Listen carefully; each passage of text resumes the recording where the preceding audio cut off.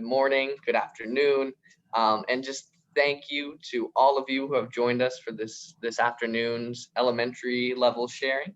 Thank My you. name is Evan Willis. I am a school counselor in Hillsborough County, and I'm also the co-chair of the Professional Development Committee with FISCA. So on behalf of FISCA, on behalf of our Professional Development Committee, on behalf of counselors everywhere, thank you for taking this hour to reflect, to conversate, and to grow as professionals. So thank you, thank you, thank you.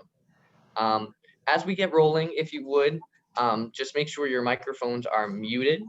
As you come in, make sure your cameras are muted. You will have an opportunity to share and to show yourself throughout. But while we're sitting back and kind of taking in the information, let's just be respectful of everyone else. I'd also like to introduce my co-facilitator today, Miss Takesha Williams. Takesha, would you like to introduce yourself a bit?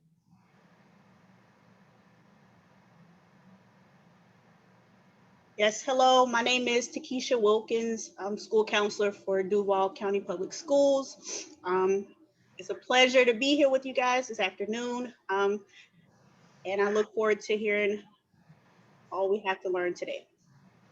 Yes, ma'am, and thank you very much, Miss Wilkins. Thank you so much. And now it's your guys' turn. So if you would, just take a moment to introduce yourself in the chat.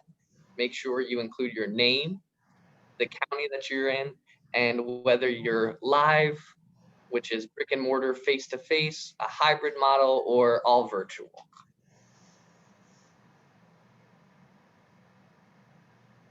Got Tennessee County in the building, Bay County with Miss Jones. And it's once again, brick and mortar. We've got virtual. Hey, Jennifer, welcome. Thanks for joining us from Santa Rosa.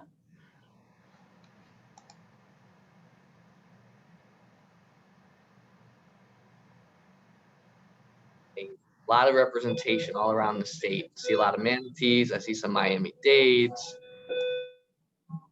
Polk, Escambia, Brevard, Seminole. Oh, this is amazing. Just seeing the representation all around. Thank you all for that. While we hear from the rest of you guys, I'm going to go ahead and pass it over to Dr. Becky Schumacher, who has some announcements for us. Good afternoon, everyone, and welcome to this elementary level sharing. Thank you, Evan, and thank you, Takesha, for your co-facilitating of today's level sharing. But thank you particularly to each and every one of you.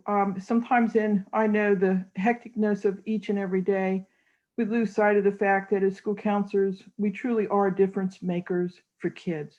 So thank you for your work. Thank you for making a difference for kids, which ultimately will make a difference for each of our futures in our society. So profession of school counseling is such a noble profession, and you all, I hope, will pat yourselves on the back each day for the work that you do and the difference that you make.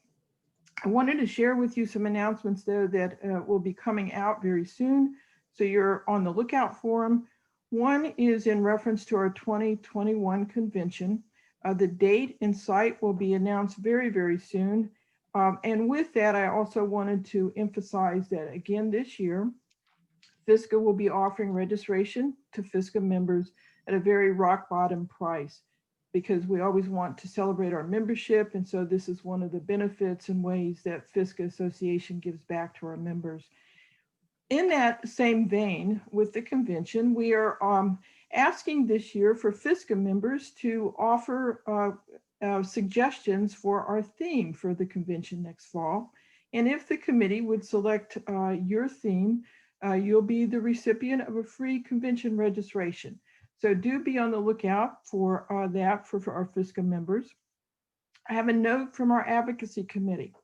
The Advocacy Committee has been, since the end of the elections in November, reaching out, strategically contacting different state legislators, asking for support for proposed bill language that has two parts. One, that every school would have a school counselor, and two, that school counselors would be mandated to spend at least 80% of time in direct and indirect services related to student services. So in that in that vein, we're asking that if any of you out there have any kind of data or stories about the impact that you have made on students, please, if you would, and I'll put in the chat box when I'm done, the email address for the Advocacy Committee. If you wouldn't mind to share those projects or data results that demonstrates impact on students. This is really rich information that oftentimes in talking to legislators, they want to know more about what is the impact school counselors make. So by having those stories to share with legislators does go a long way to, one, help educate them on the difference that school counselors make, and also to help support looking for a sponsor for a bill, because without a sponsor, our efforts go unsuccessful. We do need sponsors in both the House and the Senate side, and that's what the Advocacy Committee has been reaching out and having conversations and meetings with various legislators around the state, asking for support for a bill. So again, if you have some data results, I'll put that email link to the Advocacy Committee. We wouldn't necessarily share your name or particular school. We would probably just reference that in the southern part of the state, a district, etc., so that it wouldn't be having any identifying information unless you would care to have that shared, of course, but it would go a long way to educate legislators. And last, I wanted to mention too that well underway is a new look for our website. So be on the look for that. And with that, we're also working on a member-only section that will offer many more resources and benefits for our membership. So with that, I'm going to turn it back to you, Evan. But my last plug, and thank you for giving me this time, but the last plug for today, if you're not a FSCA member, I would certainly encourage you to consider joining. So thank you. And Evan, thank you. And I'll put that email address now in the chat. Certainly, and thank you for that, Dr. Schumacher, as we've got some exciting things coming up with the 2021 conference, some great opportunities there, but also some opportunities to advocate for our profession, which is another thing that we just love to do. So when Dr. Schumacher puts that in the chat, make sure that you check that out so you can share some of your advocacy and data on behalf of our profession. Just a few more announcements ahead. We have a webinar coming up, a webinar alert for next Thursday, January 28th at 7:30 p.m. That will be with Mr. Rick Roach talking about Sanford Harmony and Sanford Inspire. At this point, I also want to kick it over to Genie Maddox, who also has some announcements that she'd like to make for us. Hi, Evan. Thank you, and good morning, everyone. I wanted to let you know that the Florida School Counselor Association Board of Directors will be having elections coming up in the next month. And so we have 4 vacancies. If you've ever thought about being a part of your state organization, we would love for you to consider applying for one of our 4 vacant or soon to be vacant board of directors positions. That responsibility is for 3 years. We meet once a month virtually. Also, we usually have 2 in-person meetings, one in the summer as we transition and one at convention time. It is a great opportunity to serve the profession and to become more involved with the different policies and procedures that are involved with our profession. So please consider joining or by filling out an application for the board of directors. Those will be available on our website in the month of February. So be looking for that. Evan, back to you. Awesome. Thank you very much, Jeannie.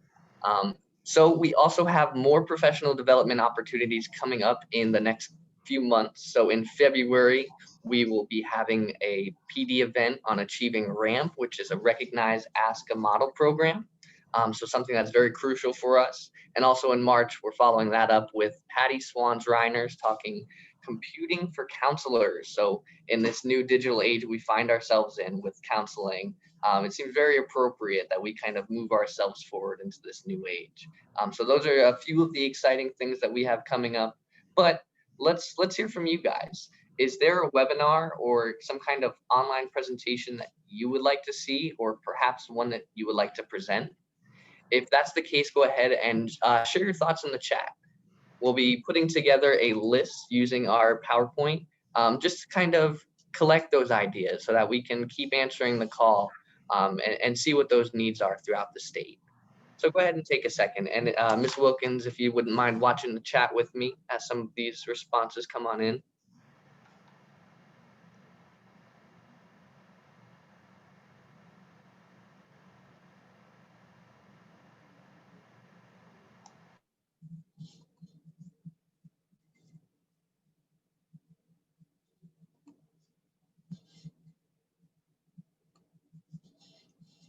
Well, we do have about 50 minutes left together. So if while we're going through things, a light turns on for you, be sure to hold that idea and just throw it in the chat for us so that we can keep adding to our list of professional development offerings so that we can keep serving the needs of our counselors throughout the state.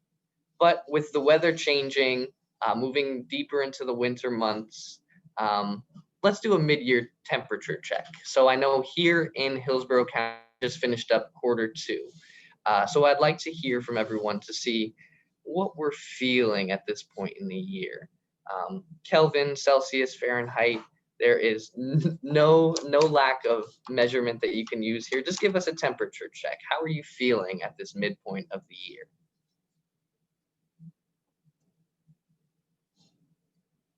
You can go ahead and use the chat or unmute yourself, and we'll just do that quick check-in.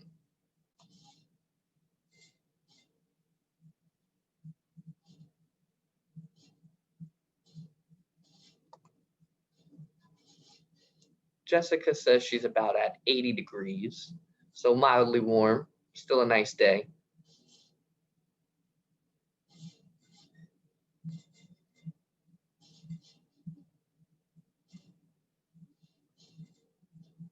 Jessica, do you think we could hear a little bit more about that 80 degrees and what that means to you?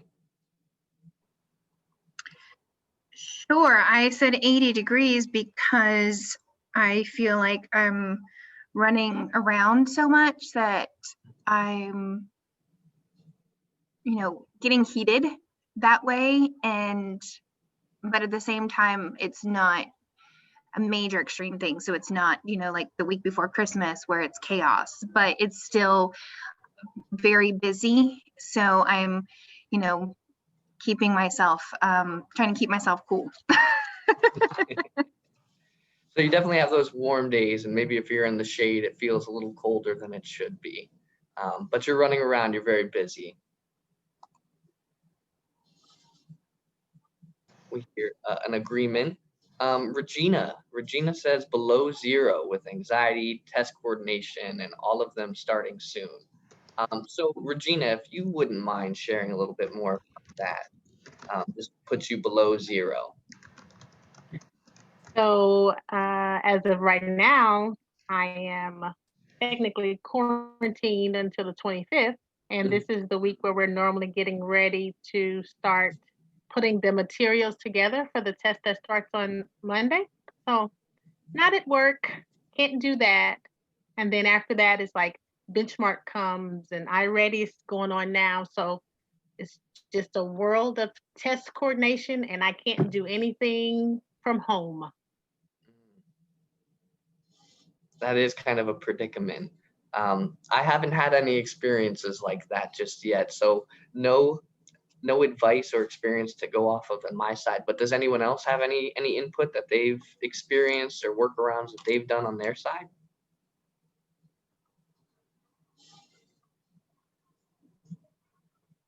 Yeah, we're definitely finding ourselves in a new era of doing things where the way of work is definitely taking on a different look for us.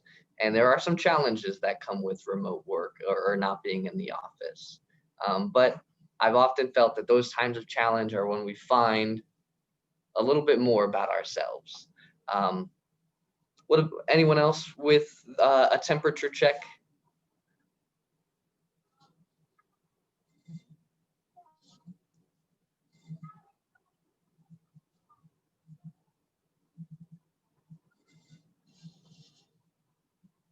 Jeannie says that she's feeling overwhelmed due to feeling splintered with virtual and brick and mortar, but positive about the kids that aren't there.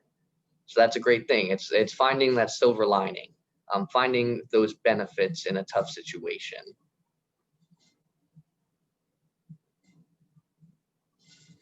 I would put myself at about a 90-degree right now, because similarly, I'm doing a lot of running around, definitely getting my steps in around campus, but I feel like I'm at a point where I'm catching fire.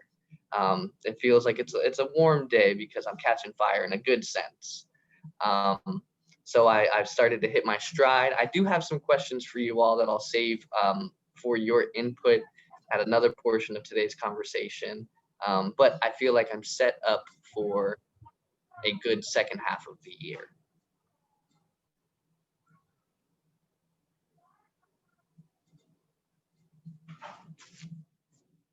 I find it interesting, Evan, that I had put myself pretty high in the temperature based on the running around and, busyness and even maybe some anxiety, whereas Regina put herself below 0 with her anxiety, and how that perspective is comparable. Exactly. The frame of reference and how you take in that and then process it can be very telling, and it's very interesting. Thank you for that.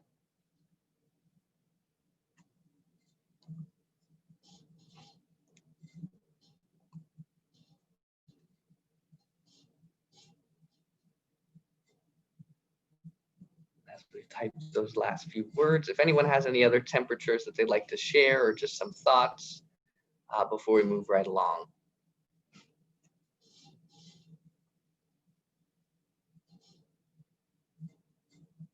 All right, well, we'll move into our celebrations, emphasizing that SEL, because it's great to take time to focus on those silver linings, focus on those things that are going well. So does anyone have a celebration that they'd like to share with the group today?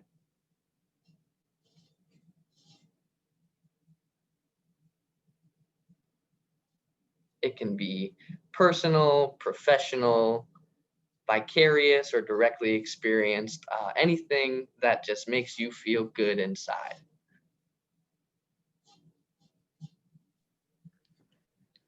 Hey, Evan, yeah, I have one. My school, we've really been focusing this month on kindness, as this week is the Great Kindness Challenge. And I have a bunch of my teachers who have really been embracing SEL and doing really fun, creative activities. Like this morning, I found out about one of my first grade teachers that she gave her class a challenge to complete collectively 100 kind tasks before the 100th day of school. Very nice. So it sounds like SEL is really being embraced throughout the school, particularly in that one classroom. Yes. Oh, that's amazing, Megan. And to see our work taking hold, not just whenever we have our classroom lessons or whenever we're interacting with students directly ourselves, but to see that that's opening up around the campus is something that's truly rewarding and demonstrates the impactful work it is that we do and that we get the privilege to do on a day-to-day basis. So thank you for that, Megan. Let's take a look at the chat. Jennifer says that her certification finally came through, woo, after a long 9-month wait. And they have a lot of teachers on board with PBS initiatives, another very exciting thing. Ginny has added that school counselors that she supports are going above and beyond consistently for their students, families, and teachers. Man, it's just something that the commitment that we get from our counselors, the commitment that we get from our other stakeholders when they see that our work is making a difference. It's truly rewarding. Not why we get into it, but it's really a rewarding part of what we get to do every day. Jeannie's partner, counseling partner, is back from quarantine. I'm sure some much needed relief. Luli, a day to work without students on campus. I got a taste of this on Friday, and let me tell you, it was among my most productive paperwork days of the year. Let's see what else we've got in the chat. Jessica, able to work out in the yard and the garden recently, taking some of that time for herself. It's been a refreshing, mindful activity to help detach from life and also reconnect with herself to recharge. That is absolutely incredible. Us as counselors, we want to take care of everyone else. We can forget to take care of ourselves as well, do those things that are fulfilling. Even if it's just a day out in the garden, if it's reading a book, or just spending some time catching up on Netflix series. It's taking that time to recharge and reconnect with who you are. So kudos to you, Jessica. Are you growing anything nice in the garden?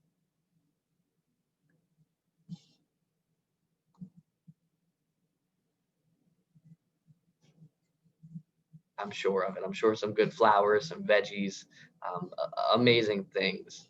Regina is able to support her ESE students with the current resource teacher not on campus. And she's also certified in ESE. So it's been great to actually teach and not just be reactive in counseling.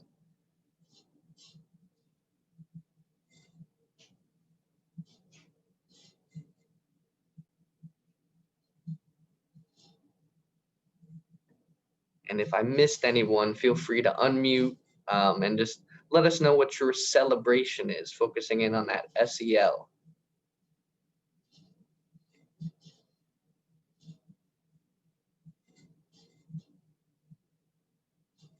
So my celebration is that I have launched the very first, in my school's history, the very first student leadership team. This is a group of young adults, 4th and 5th graders, who will be advocating for themselves and their classmates, taking part in different community service opportunities, special field trips, things like that. So to see it go from the idea stage into implementation has been very, very exciting.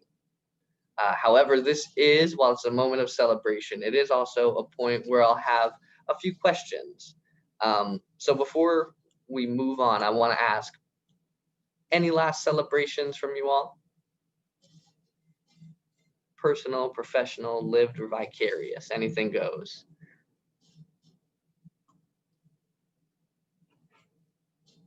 All right. Well, moving right along, we're going to discuss some best practices in counseling. Talking about a few of the things that work best for us just across the board. It could be individual counseling, group counseling, classroom lessons, classroom management. I know a question that I have is in terms of implementing that peer mentoring student leadership organization and how to best do that. So I guess we can start there. For anyone who's had experience in a peer mentoring or student leadership organization, what would be some advice you would give to counselors who are getting this off the ground themselves?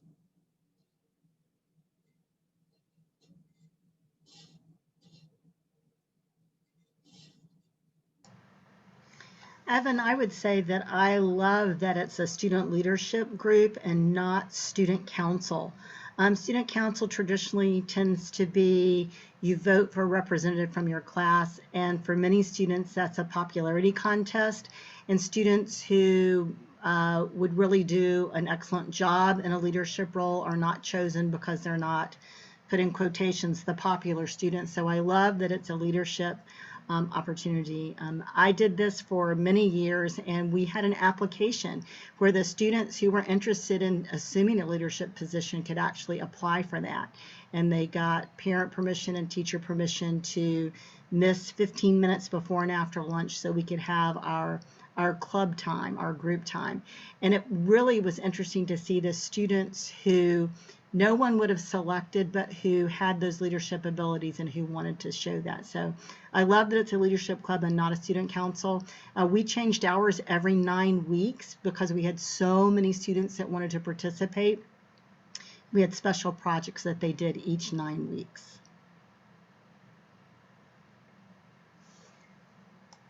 I really love the application idea for all of the things that it touches, like on directly, but also what exists underneath that as well.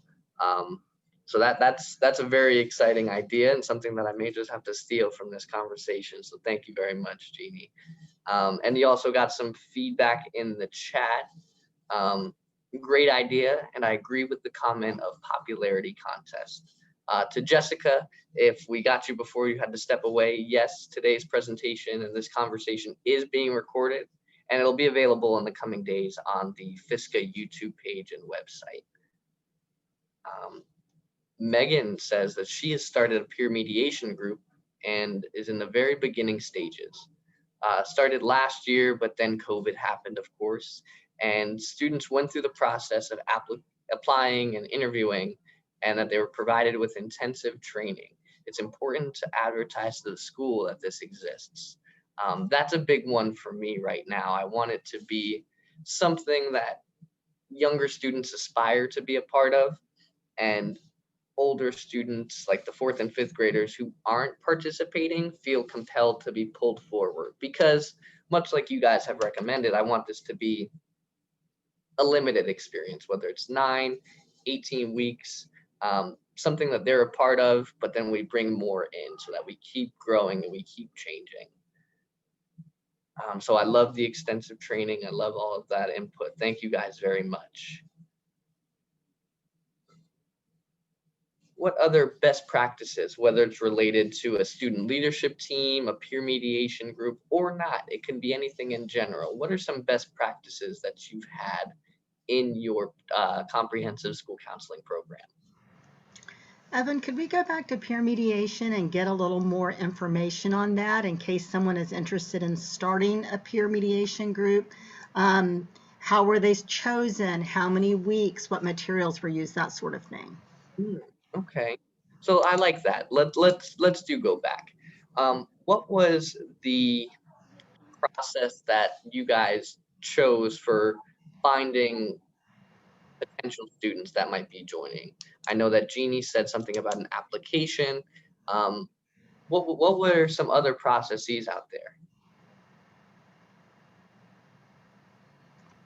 Well, Evan, I can say for me, I started it last year, last school year, but at the end of the school year previously is when I advertised it and put the applications out there for students, and I made the applications available to the 3rd and 4th graders, so because that way the next school year they would be 4th and 5th grade students. So they had to submit their application, have a teacher recommendation, and then I interviewed them along with my assistant principal, just to make them kind of feel like they've earned it and everything, and also to make sure that they were really dedicated and that they wanted to take this role seriously.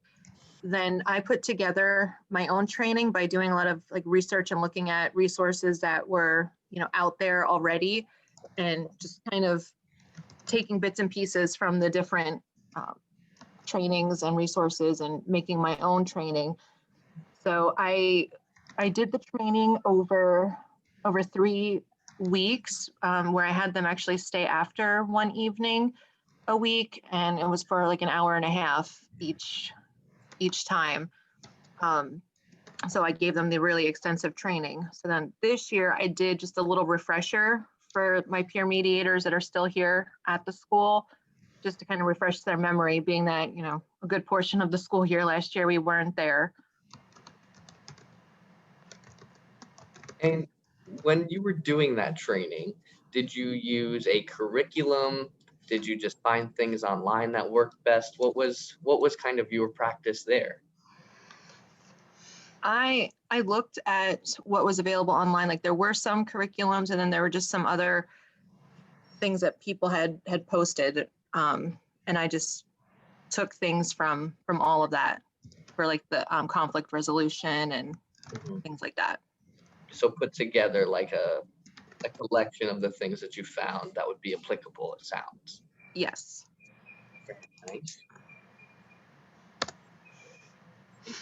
Becky says that she facilitated a high school peer counselor group for 10th graders. So the students applied, completed a 30-hour training program, and then worked with middle school students. Bob Myrick developed programs for upper elementary students as peer leaders for lower elementary students. So that's perhaps a curriculum or a program that I can look into, or that anyone who's interested in a peer mediation student leadership group could look into? My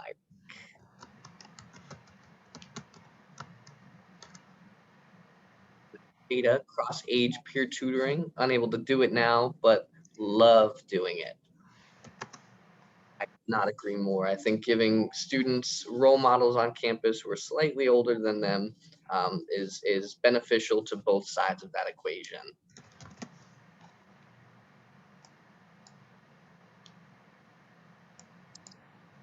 Evan, can we talk more about cross-age tutoring, how that was set up, how they were selected, what students they served, how they chose the students they served, that sort of thing? Sure.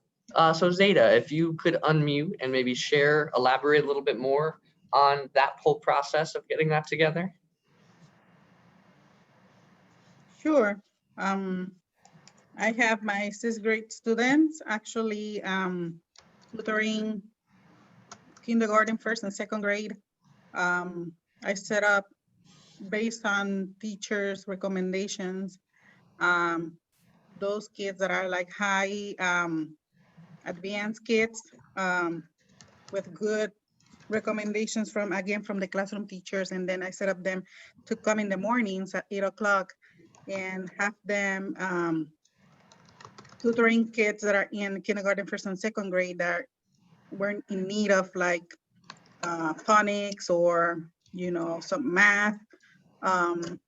They were coming in the cafeteria, and we set up, you know, the cafeteria for them to sit, and I have the parents involved. You know, I sent letters to the parents asking them to bring all those kids early in the morning.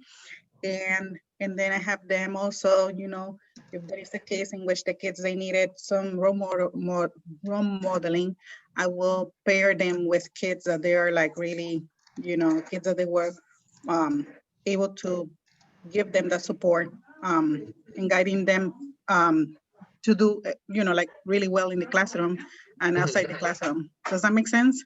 Oh, 100%. So it wasn't explicitly an academic thing, it doesn't sound. It also had some.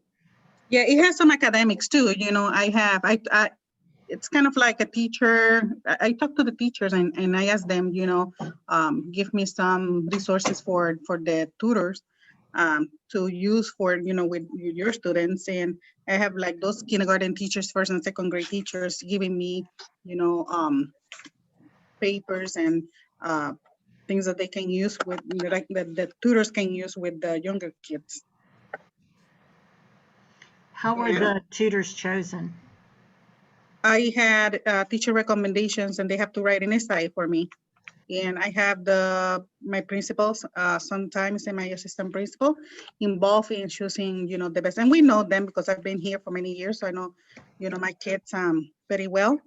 So I will choose them based on, you know, teacher recommendations, and also I will have the parents also, you know, like giving me permission to have them, you know, becoming to a peer tutor. I like the idea of having them say, you know, for example, if they want to like do some peer tutoring, peer mentoring, to guide them and then teach them some leadership skills. So I will have them coming once per week for the kids, and then I will have them coming twice per month for some training with me.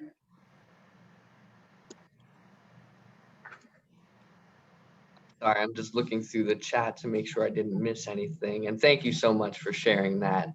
I think that's very helpful, because one of the things that I've not had a concern about, but have definitely considered, is the training and the planning phases, but also planning around that. So right now, as it stands, we are set to meet around lunch. A little bit of the input that I've seen says an hour and a half, more than an hour each training session. However, we're kind of constrained to a 30-minute window for the first few weeks that we meet at the very least. So any input or thoughts that you guys have on that? Any advice that you might be able to give?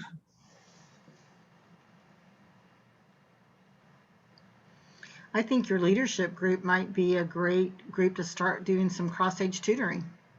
I think so. I definitely agree. I like the idea of having that academic connection, but not focusing exclusively on academics, having it be multifaceted so that students are impacting other people academically, socially, behaviorally. They're just having, they're taking agency and ownership of their school day and a leading part of that as well. Becky says, another program I know of used with elementary is Tuesday in Ties. Fifth grade boys are selected on Tuesdays for this program and wore ties, had lunch with kindergarten, and those who need extra support. They would read to a class at scheduled times. The data showed that boys' discipline improved significantly. The raw numbers aren't there right now with Becky, but improvement did occur. Kindergarten kids loved it and looked forward to these older male students involved with them. I love that. Love it, love it, love it, love it, love it. As a matter of fact, the gentlemen at my school, the male teachers at my school, we all wear ties on Tuesday for Tie Tuesday.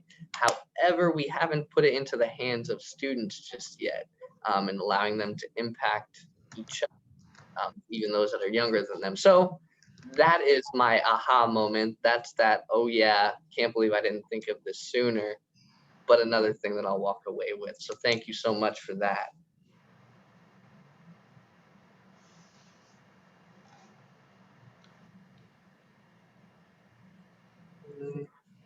I really like that one. Thank you guys so much. All this is so valuable. What else? Any other thoughts or ideas around peer mentoring, student leadership, and best practices in that regard? So Evan, this is Deidre Skaggs, and when I was in the elementary, we had a close high school, and I teamed up. It was a peer mediation class the high school had many years ago. And then when they went out, leadership class. But I worked with the teacher and both principals to train the high school students on peer mediation and basically just mentoring. And so they were on a green gold schedule. I was back then on a year-round schedule. So what we did, we let the teachers in the elementary complete a questionnaire of who they thought should be in the program. And then the parents, of course, we called in the parents, had a meeting, we explained, principals were there, the high school teacher, and I was there. We had so much fun. I mean, the kids, seriously, when they grew up, the elementary, they're like, Miss Skaggs, that saved my life. And then the peer mentors, they went into some kind of counseling, they loved it. Red Ribbon, we all decorated the wagons for the elementary. We had the big parade. We worked, I took them to the high school. We raised money to go to the zoo. We raised money for shirts. The high school students had a shirt, the little ones had a shirt. But also, they loved that. I mean, it was just, they came over 3 times a week. And it was just understood that, these students would pull out. It just about killed me because I had to plan every lesson, because I wanted to get a little bit of what they should really be doing, plus the academics in there. And then to kind of like supervise and make sure that it was going on. But also, we went, the principal and I went to churches and we took our volunteer forms, and now, you could go wherever and take the volunteer forms, and we would pay for them. It was called PALS Helping Learners. It was PALS, Parents Helping Learners. I'm sorry, PALS. It's been years ago. And so they would come in also, and they would do more of the tutoring. But we had some to like make a commitment. They followed those students all the way through high school. They would take them to like colleges or whatever.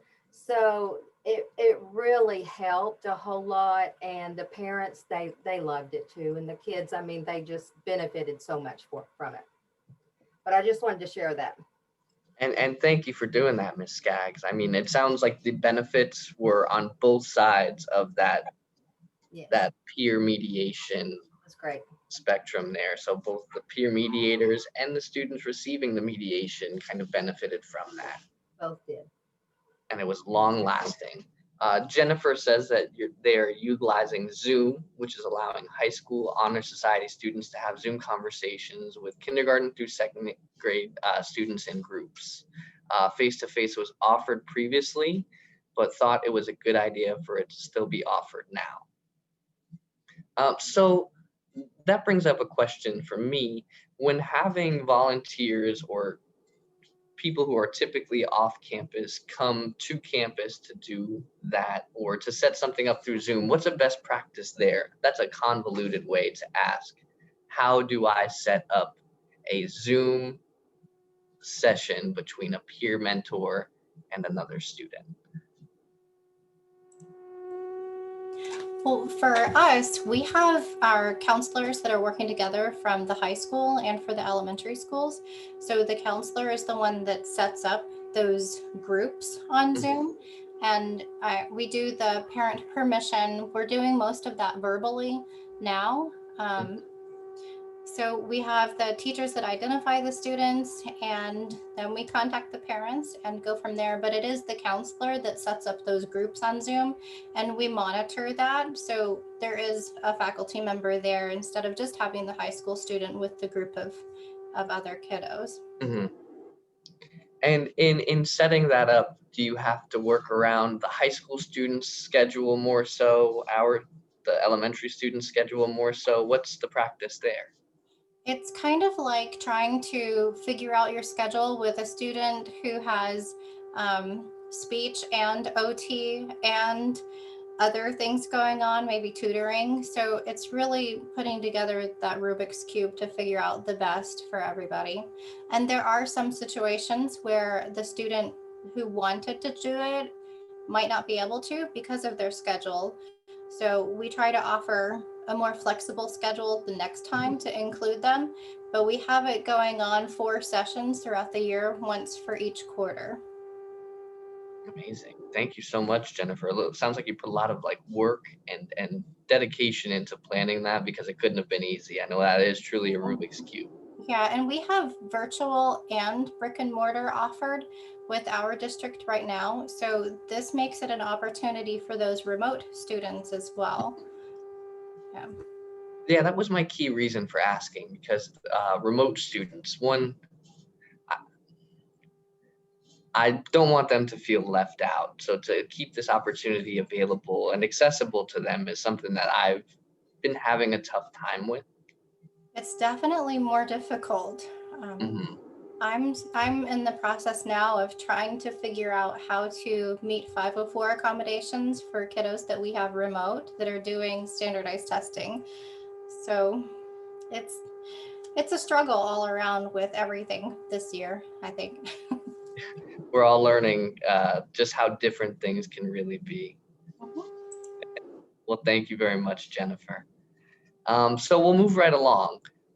Let's hear from you guys. Any needs or concerns that you all have and would like to share with the group? Feel free to type those in the chat, unmute and share.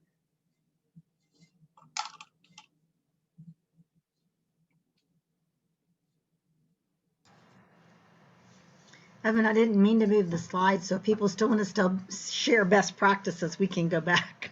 Oh, sure thing, sure thing. Let's jump back for 1 second, and let's kind of wrap up best practices. Is there any other practices that anyone could recommend or explain or talk through with the group, or even any questions that they have about student leadership, peer mediation, or a current situation that they have going on?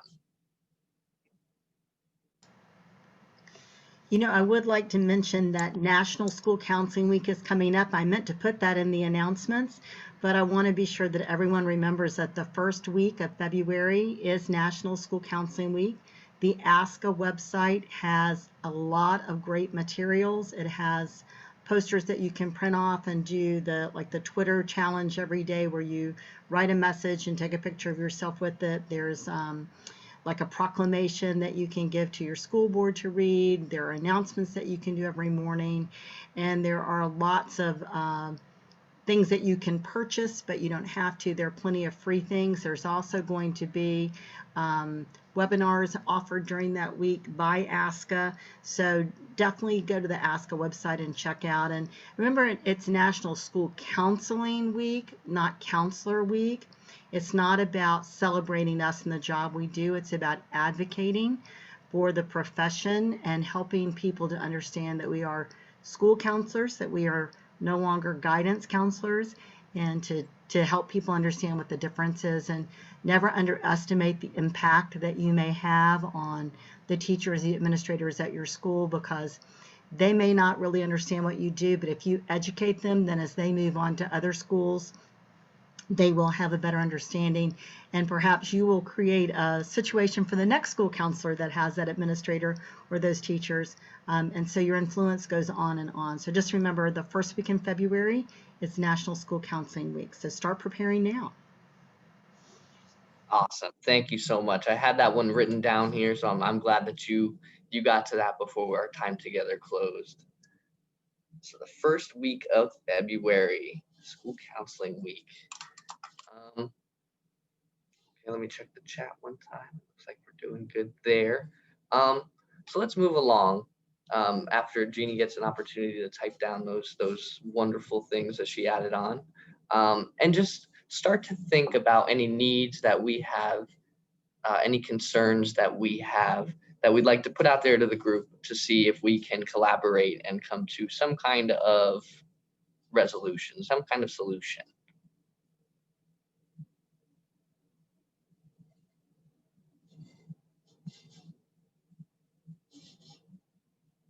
Like, I know for myself, it is time. I feel like there's not enough time in the day to get everything done that I need to.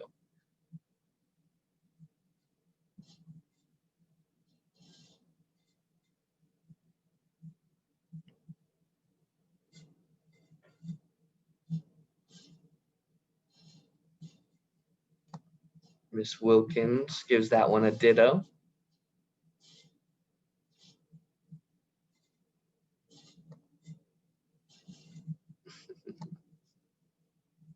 Jennifer agrees, time as well. So what's our workaround? Unfortunately, we're not able to control how the clock rolls, but there are things that we can do to maybe make it seem like we have more time or use our time more wisely. So what are some things that you've done that have worked for you?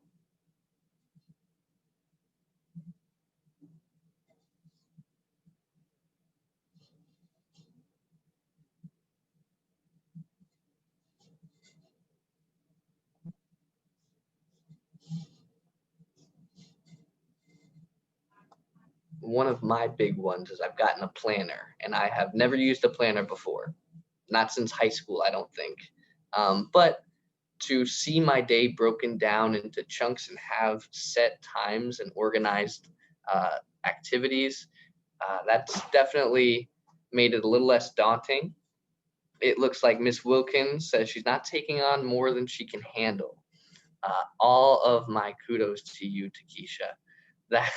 That is something that I'm still working my way through. It's my first year as a professional school counselor, and I've always thought of myself as somebody who doesn't like to say no. I like to say yes in a different way, but in the early going, that has put me in a few predicaments. So not taking on more than I can handle is something that I definitely can grow in.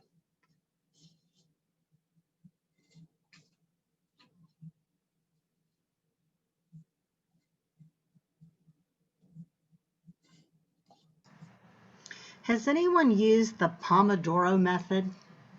Anybody know? I just heard about this yesterday. Heard of that one. It's the Italian word for tomato, and it was developed in the 1980s, but it's a time management technique. I wish I could share this picture I took of the poster, but you pick a task, you set the timer for 25 minutes, you get to work, you stop when time is up, you record your progress, you take a 5-minute break, and then you get back to work. And then after the 4th Pomodoro, you take a longer break, 15 to 30 minutes, and then you continue on until you call it a day. And so it just seems like it's very simple, but another counselor I know taught it to her students, and she said they loved it, that it was a great activity. So I'm anxious to learn more about it, but I just heard about it yesterday. Pomodoro. Okay, I'll have to look that one up. I do like that. And it sounds familiar to, or similar to what Maria said, which is like a daily to-do list, but it has time intervals added. Am I correct in saying that?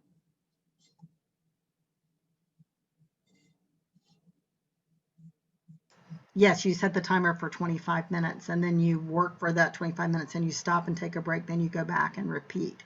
So. Jennifer says to ask others to step up and help out with large tasks. That's another thing that I definitely, I can definitely heed those words. Asking for help is something that's pretty difficult for me. But you got to practice what you preach, because I tell students that all the time. Just let me know what you need help with. Let your teacher, let your friends know, let your family know what you need help with. But then I don't really take that advice myself. But a good reminder is remember whatever administration assigns goes. I like that. But coming back to that advocacy piece that we were talking about, making sure that administration knows what our role is and the important, impactful work that we do with students, and telling the story of what it is that our job is on campus and how that makes things go.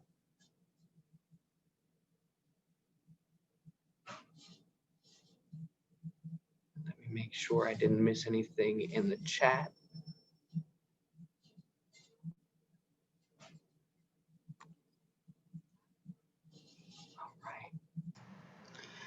Evan, I want to add that our Florida School Counselor of the Year, Grace Wilhelm from Duval County, she talks about the importance of having a school counselor advisory council, and that is part of the RAMP application. And one of the things I think that impressed the committee about her that selected her for School Counselor of the Year is that she uses that School Counselor Advisory Council to help give herself more time.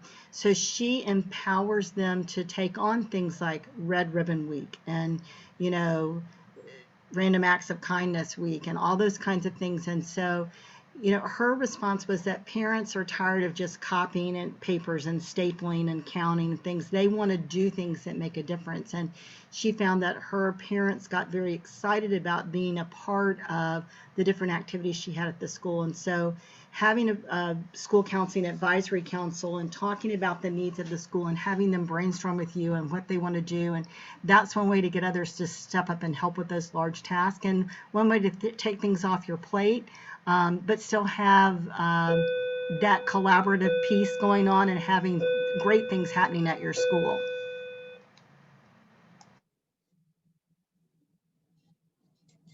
I love that. Regina has also added that the need to build more relationships among the staff and students. So Regina, is that a need that you have at your school? Yes, it's been one that's been there for a long time, but it's coming up, especially I participated in the book study that we school counselors all participated. So then after that, I shared the book with my principal, and I think it's time for us to work on building those relationships and addressing some of those biases that no one tends to want to talk about.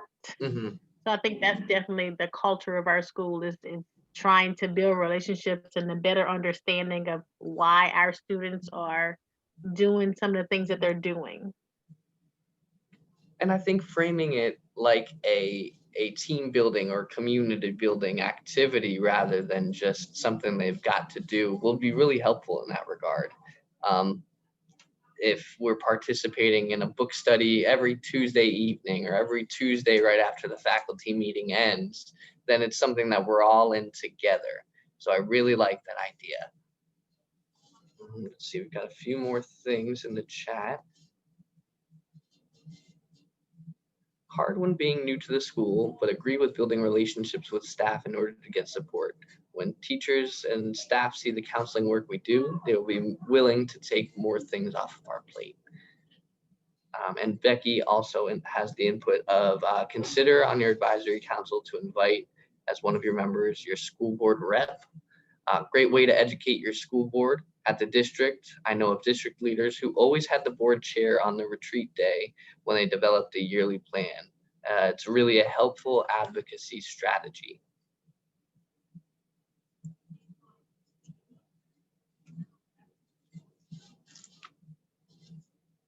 Any other input, recommendations, advice for our colleagues who are going through some needs or who have some needs and some concerns? I want to share, I know I've talked a lot today, I'm sorry. I want to share something my principal shared with me. She said, you don't always have to answer the phone when it rings, you have voicemail. And that was so powerful. I can't tell you how many times I was headed to a class or headed to get a student and the phone would ring and I'd think, oh, and I would pick it up and then I would be 5 minutes late, 30 minutes late, an hour late, not even make a class because of a parent who just needed a couple of minutes, which turned into much longer. Whenever they say a couple of minutes, you know that's the cue, settle in. But when my principal said to me, you don't always have to answer the phone, that's why you have voicemail. It was so empowering. So I just wanted to share that. And that is great advice. And some more that we've got in the chat is keep calm. Keep calm. Everything shall pass. I just love those words by both of you because those are things that I've, as a beginning counselor, I've kind of struggled with. So thank you for that. Well, we've got about 2 or 3 minutes remaining in our time together. I know that we've got a lockdown drill coming up in the next few minutes. So I just kind of want to wrap up and get some last thoughts or feedback from you all. So what did you think about today? Is there anything that you'd like us to discuss at next meeting or put on the docket for our next lunch and learn opportunity? Should we have videos prepared, speakers, just anything, any recommendations that you have for our next lunch and learn session so that we can make this a useful, intentional time for you?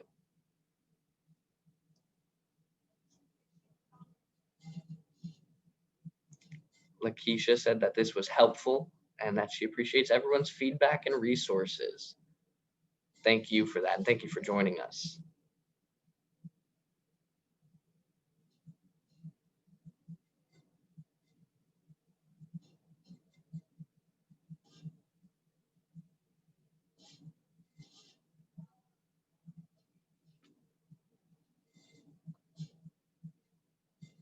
Any questions, any ponderings that are remaining as we kind of wrap up this lunch and learn session?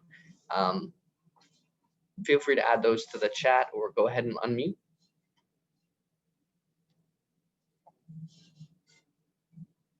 Robin says it's nice to hear from colleagues and get ideas. Let's see. Lakeisha's new to elementary. It would be great to hear of good evidence-based curriculum that other counselors are using. And Heather said, let me scroll up just a bit. Can you speak a little bit more about the 80-20 bill? I came from a state where a bill was passed that was 90-10. Only 10% of your work could be administrative. Let's see, Becky has given the FISCA information. Does anyone have any information that they can share with Heather regarding the 80-20 bill? Yes, I can. In 2014, FISCA was working very hard to put this bill through. And OPAGA, and I cannot remember what it stands for, OPPGA, it's a state budget and data collecting agency, did a report, and we found out that there were 194 schools in Florida that did not even have a school counselor. So we were working very hard to make sure that every school had a school counselor. But with that comes a price tag, and the legislature was not willing to add anything to the budget. So we shifted our focus from every school to have a school counselor to every school counselor being allowed to do their job, and that being identified as 80% of your time in direct and indirect services to students. Direct and indirect services could be anything when we're talking about parent conferences or individual counseling or small group or classroom lessons or, collaboration with the social worker or community agency. All of those are direct and indirect services.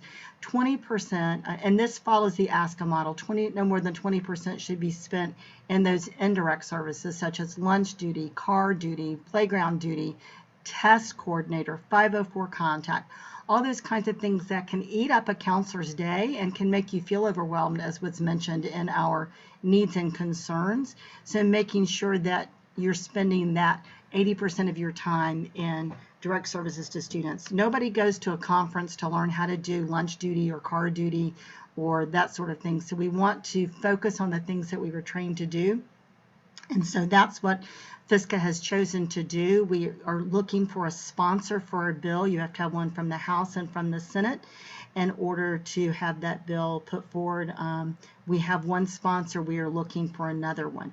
I did not realize, and I'm sorry I can't remember which, one side can sponsor unlimited numbers of bills, the other can only sponsor unlimited, like a handful of bills. So sometimes it's hard to get one from the other house to help you get a bill through. So we continue to advocate. And so I was just thinking, the lady that spoke earlier that said she had data from when she used peer counseling, that would be great if you would send that to Becky or to the advocacy team to show how that made a difference. So anything that we can do to show that what we're doing is valuable. And I know Becky said stories, but it's more than just stories. It's the numbers. People love a good graph, a good color-coded graph with data in order to show the value of what we do. I hope that answered that question. Yeah, and the reason why we're not, if I can just add to that, not pursuing 90-10 is that it is based on the ASCA model, which gives us the backdrop to reference the National Association and the recommendations. And the other piece to that is that always comes up in conversation with legislators is about the fair share duties. So all faculty have fair share duties in a school. What we point out, though, is that too often school counselors have more than their fair share. So that it combined using the ASCA model and ASCA for our language for 80-20. That's the only reason why I agree. I'd rather have 95% of the time spent in direct and indirect in reference to the person who said they were coming from another state of 90-10. But that's the rationale behind it. We have to take steps at a time in this state to really advocate and push for legislative action in this regard. And he said, and I said earlier too, data numbers really do speak to legislators and stories as well. So both resonate very strongly with legislators to hear what is happening out in schools. So if you do have anything, please send it our way to the Advocacy Committee to use, and appreciate it very much. So will this be recorded similarly to other states where at the end of the school year, you'll have to write down how much of your time was spent in certain areas and then have your principal sign it and send it off? I can't speak to the actual logistics of how that would work, one step at a time. But I would think that probably what would translate if this law would end up and be sponsored and passed is that because this is a local control state, in other words, they give each district kind of free rein to take a law and implement it in the way that they see fit, that fits for their county. So I would think that it probably would fall back to the districts then to orchestrate how that would be implemented. Thanks. Yeah, it's just a hunch on my part, just seeing how things like the Parkland bill, mental health bill was handled. That was left up to each district to develop their own plan, but they had to submit some kind of a plan to the DOE. Well, thank you, Heather, for the question. I hope that the Good question. Thank you. I hope the input from Becky and Genie was helpful. If you have any more questions or that data piece that we're looking for, you can go ahead and reach out to FSCA, FSCA at FLA-schoolcounselor.org. Oh my goodness. And that was the lockdown drill. I'm sorry about that. That gave me a startle. But that's also in the chat for you guys if you'd like to take a look there. Unfortunately, this means that I have to go. So I apologize, guys, but thank you so much for your time today. Really appreciate it. All right, everybody.